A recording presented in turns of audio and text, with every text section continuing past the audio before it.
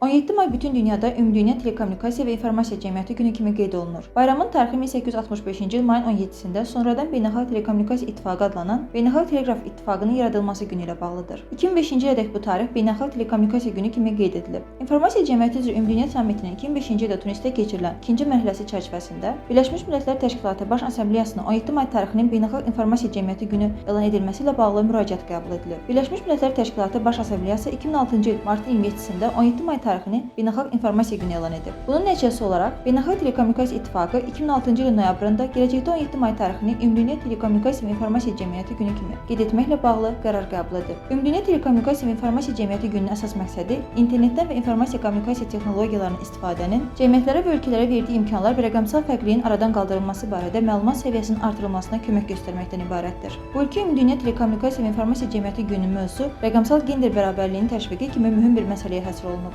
Rəqəmsal texnologiyalar bütün sahələrdə tərəqqini sürətləndirmə potensialına malik olsa da, bu imkanlar hələ də bir çox insanlar üçün əlçatmaz olaraq qalır. Hazırda dünyada 2,6 milyard insan internetə qoşulmamışdır və onların əksəriyyətini qadınlar təşkil edir. İnternetə və rəqəmsal cihazlara çıxış imkanlarının məhdudluğu, eyni zamanda aşağı rəqəmsal bacarıq səviyyəsi qadınların müasir iqtisadiyyatda iştirakına və rəqəmsal həllərin formalaşmasında töhfə verməsinə mane olur. Bu boşluğun aradan qaldırılması iqtisadi artım, innovasiya və davamlı inkişaf üçün yeni imkanlar açılması baxımından həyata əhəmiyyət daşıyır. Məqsəd hər yerdə qadınların rəqəmsal transformasiyadan bərabər şəkildə faydalana bilməsini və bu prosesə aktiv şəkildə qatılmasını təmin etməkdir. Elmira Hacıyeva, Ceyhun Şahverdiyev, İnfo TV.